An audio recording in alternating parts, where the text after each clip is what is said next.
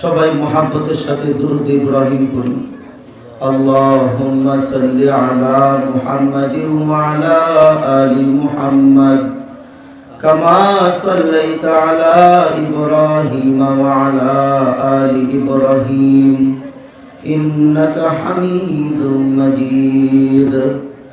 আল্লাহুম্মা বারিক আলা মুহাম্মাদিন ওয়া আলা আলি মুহাম্মাদ কামা বারাকতা আলা ইব্রাহিম ওয়া আলা আলি ইব্রাহিম ইন্নাকা হামিদুম মাজিদ। আলহামদুলিল্লাহ। ঐতিহ্যবাহী বেলতলী ফায়জুল উলুম কেরাতুল কুরআন কওমি মাদ্রাসার উদ্যোগে আয়োজিত মাহফিলের সম্মানিত সভাপতি সাহেব, আরো উপস্থিত সম্মানিত প্রধান অতিথি, দূর দূরান্ত থেকে আগত হযরত উলামায়ে কেরাম, আমার সামনে উপবিষ্ট যুবক ভাইয়েরা, বুড়া বাবারা, ইলমে পিপাসক ছাত্র ভাইয়েরা, সকলেই ইমানি আওয়াজে উচ্চ কণ্ঠে অন্তরের অন্তরস্থল থেকে মৃত অন্তরকে জীবিত করে, আকাশ এবং বাতাসকে মুখরিত করে, আসমান এবং জমিনের মালিক, সমস্ত কুল কায়নাতের মালিকের শুকরিয়া আদায় করি, বলি আলহামদুলিল্লাহ। আরো আওয়াজ দিয়ে বলি আলহামদুলিল্লাহ। আল্লাহ। মাদ্রাসার ওস্তাদদেরকে বলবো, যে সমস্ত ছাত্রদের কাজ নেই তাদেরকে সামনে বসায় দিলে ভালো হয়, তাহলে মাহফিলের ইন্তজাম ঠিক থাকবে।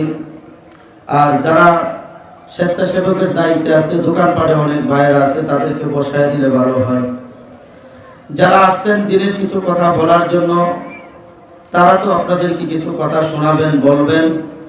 আর আমরা যারা আসছি কিছু কথা শোনার জন্য, আমাদের নিয়ত সহি থাকতে হবে, এখান থেকে এমন কিছু কথা আমরা নিয়ে যাব।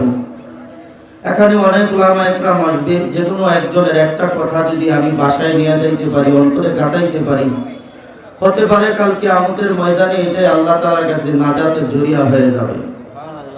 এই জন্য আমরা আজকে মাহফিলে আসার উদ্দেশ্য মার্কেটে দোকানপাটে ঘোরাঘুরি করা নয়। মাহফিলে আসার উদ্দেশ্য হলো কিছু ইলমি খাস কথা এখান থেকে শুই না, আমল করে নিজের জীবনকে গঠন করা। তো সম্মানিত হাজিরিন, আমি শারীরিকভাবে অসুস্থ অবস্থায়, তারপরেও কল্পনা করি নাই যে আল্লাহ আজকে আমাকে কথা বলাইবেন। আল্লাহ তাআলা মোটামুটি কথা বলার সুযোগ করে দিয়েছেন। অসুস্থ শরীর নিয়ে কথা বলবো। যারা এদিক সেদিক ঘোরাফেরা করতেছেন, দাঁড়ায় আছেন, সকলকে বিনীত অনুরোধ করবো আমরা সকলে মাহফিলের সামিয়ানার নিচে চলে আসি। তো আলহামদুলিল্লাহ, আজকে বেলতলী ফায়জুল উলুম কেরাতুল কুরআন কওমি মাদ্রাসার মাহফিল এই এলাকার জন্য রহমত। আর মাদ্রাসা হলো নবীজির ঘর। এই নবীজির ঘরের উদ্যোগে কোরআনের মাহফিল, এই মাহফিল এলাকার জন্য রহমত। এই মাদ্রাসার ছাত্ররা এলাকার জন্য রহমত। যে হাদিস শরীফের মধ্যে আসছে, মাদ্রাসার ছাত্ররা এমন, যদি কোনো ছাত্র কবরের পাশ দিয়ে হাইটা যায়, যে ওই কবরের আযাব 40 দিন পর্যন্ত আল্লাহ তাআলা মাফ করে দেয়। সুবহানাল্লাহ। এজন্য এই দ্বীনের মার্কাজ এই এলাকার মধ্যে হয়েছে। আমরা তো নিজেকে অনেক বড় মনে করি, অনেক পণ্ডিত মনে করি, অনেক কিছুই করতে পারি, কিন্তু একটা বার চিন্তা করে দেখি নাই পরকালীন জগতের জন্য আমি কি করেছি, আমার কি আছে। এজন্যই তো কবি বলেছেন, এমনই জীবন করিও গঠন, মরণে হাসিবে তুমি কাঁদিবে ভুবন। এমনই জীবন করিও না গঠন, মরণে কাঁদিবে তুমি হাসিবে ভুবন।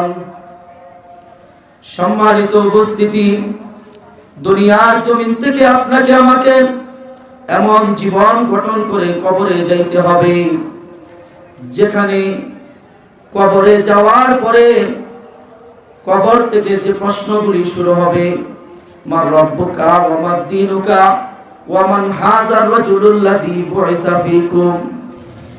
এই কবর জগতের প্রশ্ন থেকে শুরু করে হাসর, মিজান, ফুলসিরাত, আরো যতগুলো প্রশ্ন আছে সমস্ত প্রশ্নগুলো আমরা যেন সময় সঠিকভাবে দিতে পারি। এজন্য আজকে মাদ্রাসা, অনেকেই বলে মাদ্রাসার কি দরকার, অনেকেই বলে কোরআন শিক্ষার কি দরকার।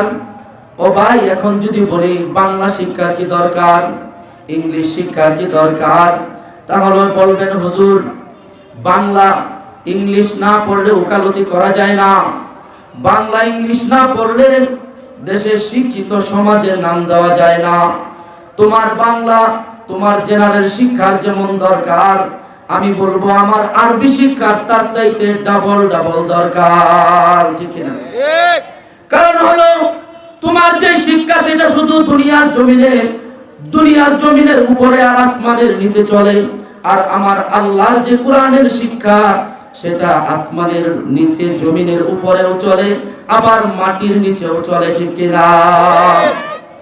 ও মুসলমান ইমানদারের জন্য এটা মনে করবেন না হুজুর আপনি কি তাহলে জেনারেল শিক্ষিতকে হ্যাঁ মনে করতেছেন? না, এটা আমাদের বলার উদ্দেশ্য না।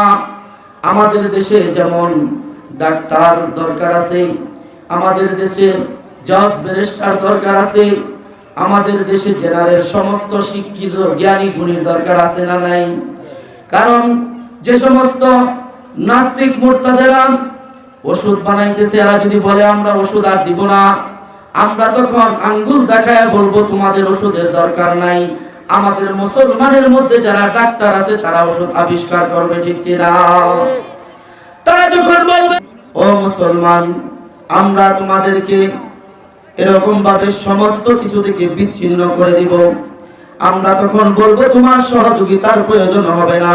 মুসলমানের ভিতর ইঞ্জিনিয়ার থাকবে, মুসলমানের ভিতর ডক্টর থাকবে, মুসলমানের ভিতর বিজ্ঞানী থাকবে, সব কিছু মুসলমানের মধ্যে থাকবে। এজন্য সবাই আলেম হবে না, কিছু জেনারেল শিক্ষিত দরকার আছে না নাই? কিন্তু কোরআনের শিক্ষা আগে শিখতে হবে। কোরআনের শিক্ষা আগে আপনাকে আমাকে নিয়ে, তারপরে যদি ডাক্তার হই কোনো আপত্তি নাই। ঠিক কিনা? সম্মানিত হাজিরিন, এখন আসেন কোরআন শিখলে আমাদের কি লাভ হবে? ও মুসলমান ইমানদার, আল্লাহ পাক রব্বুল আলামিন তার কালামে পাকের মধ্যে বলেছেন ইন্নাদ দীনা ইনদাল্লাহিল ইসলাম। আল্লাহ তাআলার কাছে সবচাইতে মনোনীত যে ধর্ম, এই ধর্মটার নাম হলো ইসলাম। ইসলাম ধর্মকে আল্লাহ সবচাইতে ভালোবাসেন। পয়গম্বর আরবি নবী দুজাহান মুহাম্মাদুর রাসূলুল্লাহ সাল্লাল্লাহু আলাইহি ওয়াসাল্লাম বলেন তালাবুল ইলমি ফরিদাতুন আলা কুল্লি মুসলিম। প্রত্যেকটা মুসলমান নরনারীর উপর ইলমে দ্বীন শিক্ষা করা ফরজ। এখন সবাই ইলমে দ্বীন শিক্ষা করবে। ও মুসলমান, সবার জন্য আলেম হওয়া ফরজ না, সবার জন্য মুফতি হওয়া ফরজ না, সবার জন্য মুহাদ্দিস হওয়া ফরজ না। এজন্য কাউকে আলেম বানাইতে হবে। প্রত্যেকটা সমাজ থেকে, প্রত্যেকটা এলাকা থেকে, প্রত্যেকটা ঘর থেকে যদি একজন আলেম হয়, আরেকজন ডক্টর হয়, আরেকজন ইঞ্জিনিয়ার হয়, কোনো আপত্তি নাই। ও মুসলমান ইমানদার, যেমন আমার এলাকায় ডক্টর দরকার, ঠিক তার পাশাপাশি আমার এলাকায় 5টা ডক্টরের দরকার হলে 5টা আলেমের দরকার আছে না নাই? সম্মানিত হাজিরিন, ঠিক তেমনি ভাবে যেমন ভাবে আমার ইঞ্জিনিয়ারের দরকার, আমার দেশে হাফেজের দরকার আছে না নাই? ও মুসলমান ইমানদার, আজকে যে মাদ্রাসার উদ্যোগে আমরা আসছি, এটা দুনিয়ার অন্য কোনো ফ্যাক্টরি নয়, এটা হলো কোরআনের হাফেজ বানানোর ফ্যাক্টরি। ঠিক না বেঠিক? এখানে কিছু কথা বললে কারো অন্তরের মধ্যে আঘাত লাগবে, কিছু করার নাই। ঠিক না? এখানে আমরা দুনিয়াবি লাইনে নয়, দ্বীনের লাইনে প্রেসক্রিপশন করার জন্য বসছি। এখানে এমবিবিএস আসবে, অধ্যাপক আসবে, সহযোগী অধ্যাপক আসবে, আবার প্রফেসররা আসবে রাত্রের শেষ দিকে। ঠিক না? শেষ দিকে প্রফেসররা এসে ট্রিটমেন্ট করবে। আর এই ট্রিটমেন্টগুলি আর হক কুমরুল, যখন আলেমদের জবান থেকে হক কথাগুলি বের হবে, মদখুরের বিরুদ্ধে যখন কোরআনের আইনে মদের কথা বলা হবে, মদখুরের গায়ে ধাক্কা লাগবে, তাতে আমার কোনো আপত্তি নাই। ঠিক কিনা?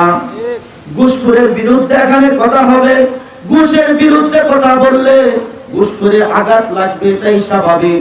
ঠিক যেমন ভাবে যে নাস্তিক মুরতাদের আজকে মুসলমানের শিক্ষার ভিতরে হিন্দুদের শিক্ষা নাস্তিকদের শিক্ষা ঢুকায় দিতে চায়, শিক্ষার বিরুদ্ধে কথা বললে এদের কলিজায় আঘাত লাগবে। জুড়ে বলুন ঠিক কিনা? আর আমরা আলেম হওয়ার কেন দরকার? এই মাদ্রাসা থেকে পড়ে যখন আলেম হবে, আলেম হলে আলেমদের চোখ খোলা থাকবে। কোন নাস্তিক মুরতাদেরা ইসলামের বাইরের কোন জিনিস ইসলাম বলা বলে ওই বইয়ের ভিতরে কোন জায়গায় ঢুকাইতে পারবে না, ঠিক কিনা? আলেমেরা কোরআনকে পাহারা দিবে। আলেমের কত সম্মান। সম্মানিত হাজিরিন, আপনার একটা ছেলেকে মাদ্রাসায় ভর্তি করে দিবেন, মাদ্রাসায় ভর্তি করে কোনটারে জানেন?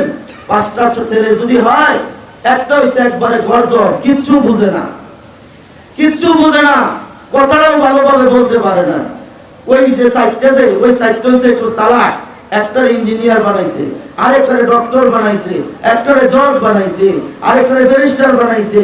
এখন যেটা একটু বুঝে না, এদিক এইদিক একদিকে কইলে আরেক দিকে যায়। মোহতামিম সাহেব ব্যয় করে, হুজুর আমি নিয়ত করছিলাম এই ছেলেটারে একটু মাদ্রাসার মধ্যে পড়ায়া। মোহতামিম সাহেব বলে, তুমি তো চালাক, যেগুলি চালাক ওইগুলিকে দিলা, জেনারেল শিক্ষায় শিক্ষিত বানাইছ। আর তোমার যে সন্তানটা বুঝে না, সেই সন্তানটাকে তুমি মাদ্রাসায় নিয়ে আসতো। মোহতামিম সাহেব রাখছে, রাইখা তাকে নুরানি মক্তবের মধ্যে এবার কোরআনের সূরাগুলি তাকে মুখস্থ করাইছে, জানাজার নামাজ শিখাইছে। ও মুসলমান, আযান শিক্ষা দেয়, ইকামত শিক্ষা দেয়, কোরআনের তেলাওয়াত শিক্ষা দিয়া কিছুদিন পরে সে আলেম হইতে পারে নাই, কোরআন মুখস্থ করে হাফেজ হইতে পারে নাই, কিন্তু হাফেজের একটা রূপ তার মধ্যে এসে গেছে। এবার যখন বাবার মৃত্যুর সময় হয়েছে, এবার জজের খবর নাই, ব্যারিস্টারের খবর নাই, ডক্টরের খবর নাই, ওই সমস্ত সন্তানদের খবর নাই। এবার ওই যে গর্দব ছেলেকে মাদ্রাসায় দিয়েছিল, ওই ছেলেটা বাবার মাথার কিনারে দাঁড়াইয়া দাঁড়াইয়া সূরা ইয়াসিন তেলাওয়াত করে। এজন্য আপনি ওখান থেকে কিছুই পাইলেন না। আর যে সন্তানটা সূরা ইয়াসিন তেলাওয়াত করে, যখন কোন সন্তান তার মা বাবার কবরের পাশে দাঁড়াইয়া দাঁড়াইয়া সূরা ইয়াসিন তেলাওয়াত করে, আল্লাহ পাক রব্বুল আলামিন তার ওই মা বাবার কবরের আযাব বন্ধ করে দিবে। যদিও সে গর্দব ছিল, আলেম হওয়ার মতো তার সৌভাগ্য হয় নাই, ব্রেন দুর্বল থাকার কারণে, কিন্তু 5 ওয়াক্ত নামাজ পড়ে আল্লাহর কাছে সে দোয়া করে, রব্বির হামহুমা কামা রব্বায়ানি সগীরা। আর যারা ইঞ্জিনিয়ার, উকিল, ব্যারিস্টার, তারা তো আসছে বাড়িতে, আইসা সেরা তাদের সময় নাই, কয় মোল্লা তাড়াতাড়ি নামাজ পড়াও, কয় কি কয় না, কয় মোল্লা তাড়াতাড়ি নামাজ পড়ায় শেষ দেয় চলে যাবো, কাজ আছে। কিন্তু সে তো আর সামনে দাঁড়াইতে পারে না। আর মোল্লা সামনে দাঁড়ায়া বাবার জানাজা পড়াইয়া দেয়, লা ইলাহা ইল্লাল্লাহ, লা ইলাহা ইল্লাল্লাহ, লা ইলাহা ইল্লাল্লাহু মুহাম্মাদুর রাসূলুল্লাহ। সকলেই পড়ি সাল্লাল্লাহু আলাইহি ওয়াসাল্লাম।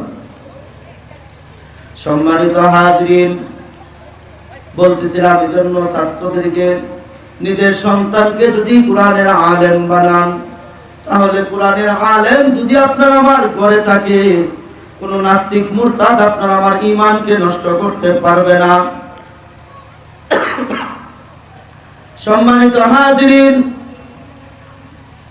মুসলমানদের সর্বপ্রথম ইলম শিক্ষা করতে হবে। সমস্ত মুসলমানের উপর ইলম শিক্ষা করা ফরজ। যখন মুসলমানের সন্তানের বয়স 7 বছর হয়, তখন তার উপরে নামাজ ফরজ হয়ে যায়, নামাজের তাকিদ দেওয়া শুরু করা হয়। আর যখন 10 বছর হয়ে যায়, তখন এর হুকুম হলো, তোমার সন্তান যদি নামাজ না পড়ে তাকে শাসন করে নামাজ পড়তে বাধ্য করো।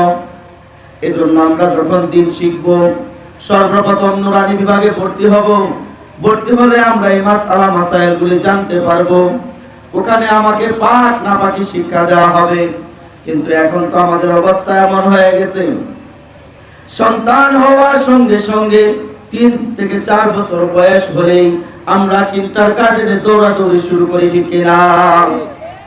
কিন্ডারগার্টেনে দেওয়ার আগে 1 বছর আপনার সন্তানকে মাদ্রাসায় শিক্ষা দেন। ওই সন্তানটা আপনার জন্য মারা গেলে কোরআন খতম করবে, ওই সন্তানটা আপনার জানাজার নামাজ পড়াইতে পারবে। খ্রিস্টান এবং মুসলমানের সন্তান দুইজন বন্ধুত্ব। মুসলমানের সন্তানের নাম হলো আব্দুল্লাহ, আর খ্রিস্টানের সন্তানের নাম হলো আকন বাবু। মুসলমানের সন্তানের নাম কি? আব্দুল্লাহ। আওয়াজ দিয়ে বলেন, কথা বোঝা যায় না? মুসলমানের সন্তানের নাম কি? মুসলমানের সন্তানের নাম হলো আব্দুল্লাহ, আর খ্রিস্টানের সন্তানের নাম হলো আকন বাবু। এই কথাটা এই জন্য বলতেছি, মুসলমান কোরআনের মাহফিল একদিকে হয়, অপরদিকে মুসলমানের সন্তান টেলিভিশন দেখে আসে না নাই? এই মুসলমান এই জায়গায় মাহফিল হইতেছে, যে সমস্ত দোকান পারে এখন পর্যন্ত টেলিভিশন চলে, আমি বলবো তোমার মধ্যে আর হিন্দু খ্রিস্টানের মধ্যে কোনো পার্থক্য নাই, ঠিক কিনা? কারণ এই জায়গায় মাহফিল চলা অবস্থায় বর্তমান মাহফিলের মাইকের আওয়াজ যত দূর পৌঁছায় তত দূর পর্যন্ত কোন দোকান, কোন বাড়িতে টেলিভিশন চলতে পারে না, ঠিক কিনা? ও মুসলমান, মুসলমানের খাতায় নাম দিছো, দিয়া সেইরা কবরের পাশে টেলিভিশনের আওয়াজ দাও। তুমি তো টেলিভিশন বাজাইতেছো না, জনগণকে খুশি করতেছো না, তোমার কবরের ভিতরে কিছু সাপ তৈরি করতেছো। তুমি যখন মারা যাইবা ওই টেলিভিশনের আওয়াজ তোমার সাথে সাথে তোমার কবরের মধ্যেও যাবে। নামাজ মানো না, মসজিদের আজানকে অপেক্ষা করো না। আজানের সময় টেলিভিশন চালায় মুসলমান আছে না নাই? মুসলমান বলে তবলিগের লোকেরা আমাকে কেন দাওয়াতে তবলিগের দাওয়াত দেয়? এগুলি বললেই তো বলবে, হুজুর আমাদের বিরুদ্ধে কেন বলেন? আমি মুসলমানের বিরুদ্ধে বলি না, কিন্তু নামদারি মুসলমানের বিরুদ্ধে বলি, ঠিক কিনা? সম্মানিত হাজিরিন, মুসলমান নামে মুসলমান হলে চলবে না, কাজে মুসলমান হওয়া লাগবে, ঠিক কিনা? যেটা বলতেছিলাম, মুসলমানের সন্তানের নাম কি? আব্দুল্লাহ, আর খ্রিস্টানের সন্তানের নাম হলো আকন বাবু। স্কুলে লেখাপড়া অবস্থায় দুইজনের মধ্যে এমন বন্ধুত্ব হয়ে গেছে, এখন দুইজন একসাথে চলাফেরা করে। আব্দুল্লাহ এই আকন বাবুর বাসায় যায়, আর আকন বাবু আব্দুল্লাহর বাসায় যায়, ঘোরাফেরা করে। আব্দুল্লাহর মা আকন বাবুকে মহাব্বত করে, আকন বাবুর মা আব্দুল্লাহকে মহাব্বত করে। দুই বন্ধু থাকতে থাকতে অনেক বড় হয়ে গেছে, মোটামুটি বুঝে। এমন সময় হঠাৎ করে একদিন আকন বাবু রাস্তার মধ্যে আওয়াজ শুনতেছে, মাইকের আওয়াজ। কে যেন বলে, আব্দুল্লাহর মা আজকে দুনিয়ার জমিন ছেড়ে চির বিদায় হয়ে গেছে। ও মুসলমান, সন্তানকে কোরআন কেন শিখাইতে হবে? ইসলাম কেন নিজের ভিতরে আনতে হবে? কান খুলে শুনো। যদি কোরআন শিক্ষা না থাকে, তাহলে তো যেই চিল আমাদের আকাশে ঘুরতেছে, যে শয়তান আমাদের দিকে তাকায় আছে, সমস্ত ঈমানকে হরণ করে নিয়ে যাবে। ধরতেও পারবা না, বুঝতেও পারবা না। সম্মানিত হাজিরিন, এবার মুসলমানের সন্তান আব্দুল্লাহর মা দুনিয়ার জমিন ছেড়ে চলে গেছেন। মাইকের আওয়াজ, মৃত্যুর আওয়াজ আকন বাবুর কানে পৌঁছাইয়া গেছে। হিন্দুদের লাশ যখন এরকম ভাবে আগুনের মধ্যে পুড়ায় দেওয়া হয়, ঠিক কিনা? এবার ওই সন্তান আকন বাবু চিন্তা করে, তাহলে তো আজকে আব্দুল্লাহর মা যেহেতু মারা গেছে, আব্দুল্লাহর মার সৌন্দর্য দেখা যাবে, তার চেহারা দেখা যাবে, তার বডি দেখা যাবে, সবকিছু আজকে দেখতে পারবো। সে মনে করেছে হিন্দুদের লাশ যেভাবে ফালায়া রাখে, মুসলমানের লাশ মনে হয় ওইভাবেই ফালায়া রাখে। এবার আকন বাবু যখন তার মাকে দেখার জন্য আব্দুল্লাহর বাড়িতে গেছে, যাওয়ার পরে পরে দেখে আব্দুল্লাহর বাড়ির ভিতর থেকে কে যেন গেটে দাঁড়ায়া বলতেছে, তুমি তো হিন্দু মানুষ, সাবধান, তুমি এই গেটের ভিতর ঢুকবা না, হিন্দু আমাদের বাড়িতে এখন ঢোকা নিষেধ। এবার আকন বাবু চিন্তা করে, যাক যেহেতু এখন বাসায় ঢুকতে পারলাম না, ঠিক আছে, তাহলে যখন কবরে নামাবে, লাশ যখন নিয়ে যাবে, তখন হয়তো দেখতে পারবো। এবার দেখবেন আমাদের মুসলমানের নারীদেরকে যখন কবর পর্যন্ত নিয়ে যাওয়া হয়, তাদের কবরের, তাদের লাশের উপরে, খাটিয়ার উপরে একটা চাদর থাকে, ঠিক কিনা? চাদর দিয়া ঢাইকা দেওয়া হয়। আকন বাবু কবরের পাশে দূর থেকে দাঁড়ায় রইছে, দূর থেকে তার মায়ের লাশ দেখবে। সে মনে করেছে আব্দুল্লাহর মাকে এখন তো এমনি নামাবে, কিন্তু দেখে না, মুসলমানের আব্দুল্লাহর মায়ের লাশ যখন নিচে নামে, তার সাথে সাথে চাদরটাও নিচে নামতেছে। দেখা নিজেকে এবার বলে, এ কেমন ধর্মের মধ্যে আমি আছি? আমার ধর্ম কেমন আর ইসলাম ধর্ম কেমন? নিজের মাতাকে বুঝাইতেছে, কয় দেখো কারবার, আব্দুল্লাহর মা মারা গেছে এত সুন্দর পরিবেশে, আর আমাদের জনগোষ্ঠী যদি মারা যায়, তাদেরকে আগুন দিয়া পুড়াইয়া দেওয়া হয়। সন্তান মা বাবার মুখের মধ্যে যে বড় সন্তান থাকে, সে সর্বপ্রথম যায় আগুন জ্বালায়া দেয়। আমরা মুসলমান কেমন খারাপ, একটু চিন্তা করে দেখেন। হিন্দুদেরকে মুখে আগুন দেওয়া হয় মরণের পরে, আর আমাদের দেশে এমন কিছু মুসলমান আছে, মরার আগে জীবিত অবস্থায় মুখের মধ্যে আগুন আছে না নাই? তাহলে ওদের চাইতে আমরা খারাপ না? বিড়ি খাই কি খায় না? মুসলমান হিন্দুরা মুখে আগুন দিতেছে মরণের পরে, আর তুমি আগুন দিতেছো মুখে মরণের আগে। এই কথা যদি কারো অন্তরে লাগে, হাতে ধরে বলি, পায়ে ধরি, মুসলমান আজকে থেকে এগুলি বন্ধ করো। আজকে থেকে তোমার মনে যদি একটু কষ্ট লাগে, তওবা করে সব বন্ধ করে আল্লাহওয়ালা হয়ে যাও। সম্মানিত হাজিরিন, এবার আব্দুল্লাহর মায়ের কাফন দাফন হয়ে গেছে। আকন বাবু দৃশ্য দেখে বাড়িতে চলে গেছে। কিছুদিন পরে আকন বাবুর মা দুনিয়ার জমিন থেকে চলে গেছে। আব্দুল্লাহর কানে আওয়াজ আসছে, আকন বাবুর মা আর দুনিয়ার জমিনে নাই। আব্দুল্লাহর কানে যখন আওয়াজটা আসছে, আব্দুল্লাহ দৌড়ায় গেছে। আমার মা মারা গেছে, আব্দুল্লাহ চলে আসছে, আমার বন্ধু মানুষ, তার মা মারা গেছে, আমারও যাইতে হবে। আকন বাবু এবার দৃশ্য দেখে, আব্দুল্লাহর মা মারা গেল, আমি তো তার মাকে দেখতে পারলাম না, কিন্তু আমার মা মারা গেছে পর্দাহীন অবস্থায়, সেখানে ফালাইয়া রাখছি, আব্দুল্লাহ সেই দেখে ফেলবে। আগুনের মধ্যে যখন পুরাইতে যাবে, আমার বড় ভাই সে যখন মুখের মধ্যে আগুনটা দিয়া দিবে, দেওয়ার সঙ্গে সঙ্গে কাপড়গুলো পুড়ে যাবে, সমস্ত বডিও দেখে ফেলবে। এবার আকন বাবু দূরে দাঁড়ায়া দাঁড়ায়া কান্দে, আর চোখের পানি ফলাইয়া বলে, কি আমার মায়ের এমন দোষ ছিল যে দোষের কারণে আমার বড় ভাই আমার মায়ের মুখের মধ্যে আগুন দিয়ে দিছে? কি এমন দোষ ছিল যে দোষের কারণে আমার মাকে এত জ্বলন্ত আগুনের মধ্যে প্রজ্বলিত করেছে? এবার আকন বাবু নিজেকে নিজে প্রশ্ন করে, কিরে আকন বাবু, তুই কি আগুনের মধ্যে জ্বলতে পারবি? আর যদি না পারো, দরজা খোলা, দরজা খোলা। আব্দুল্লাহর সাথে বন্ধুত্ব করেছো, আব্দুল্লাহর কাছে যাইয়া সারেন্ডার করো, ইসলাম গ্রহণ করো, কালেমা ওয়ালা হয়ে যাও, মুসলমান হয়ে যাও, কবরে তোমার শান্তি চলে আসবে। সবাই বলি আল্লাহু আকবার। সম্মানিত হাজিরিন, এজন্য মুসলমান ইমানদার এবার আকন বাবু আব্দুল্লাহর হাত ধরে যায়, জড়ায়া ধরছে, জড়ায়া ধরে চোখের পানি ফেলে আর কান্দে, ভাই আব্দুল্লাহ, তোমাদের ইসলাম কেমন? মানবতার ধর্ম, কোরআনের ধর্ম মানবতার ধর্ম, হাদিসের ধর্ম মানবতার ধর্ম। আমাদের ধর্ম কেমন ধর্ম? আমি আর এই ধর্মে থাকতে চাই না, আমাকে কালেমা পড়াইয়া মুসলমান বানায় দাও। আর আস্তে করে সুবহানাল্লাহ।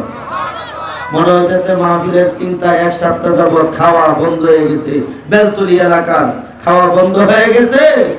এই মুসলমান গর্জন দিয়ে বলেন সুবহানাল্লাহ, আল্লাহু আকবার। যারা কোরআনের বিরুদ্ধে কথা বলে, এদের কানে আল্লাহু আকবারের আওয়াজ পৌঁছে দিতে হবে, এমন জোরে আওয়াজ দিতে হবে যে আওয়াজের দড়িতে তাদের অন্তর কম্পিত হয়ে যাবে। যারা মাদ্রাসার বিরুদ্ধে কথা বলে, যারা মসজিদের বিরুদ্ধে কথা বলে, তাদের অন্তরে কম্পন শুরু হবে এই আল্লাহু আকবারের ধ্বনির কারণে। ঠিক না বেঠিক? এজন্য একটু বলেন নারে তাকবীর, নারে তাকবীর। ইসলামের শত্রুরা, কোরআন হাদিসের শত্রুরা, ইসলামের শত্রুরা, নারে তাকবীর। সম্মানিত হাজিরিন, অনেক আলোচনা হয়েছে। আমার পরে আমার বন্ধুবর হযরতুল আল্লাহ হযরত মাওলানা মুফতি উবাইদুল্লাহ সেলিম সাহেব হুজুর বয়ান করবেন। ওনার সাথে আমরা প্রায় একসাথে প্রোগ্রাম করি। আজকেও ইনশাআল্লাহ আমরা একসাথে হয়েছি। আরো বড় বড় বুজুর্গ আসবেন। হযরতের কণ্ঠ থেকে আপনারা গুরুত্বপূর্ণ বয়ান শুনবেন। আমি এমনি অসুস্থ মানুষ, বাংলা গলায় যতটুকু বলেছি চেষ্টা করেছি বলার জন্য। ভুল কথাগুলি আল্লাহ তাআলা আমাদের জিহান থেকে সরায় দেখ, সঠিক কথাগুলির উপর আমল করার তৌফিক দান করুক। সবাই বলি আমিন, সুম্মা আমিন। ওয়া আখিরু দাওয়ানা আনিল হামদুলিল্লাহি রাব্বিল আলামিন। আসসালামু আলাইকুম ওয়া রাহমাতুল্লাহ।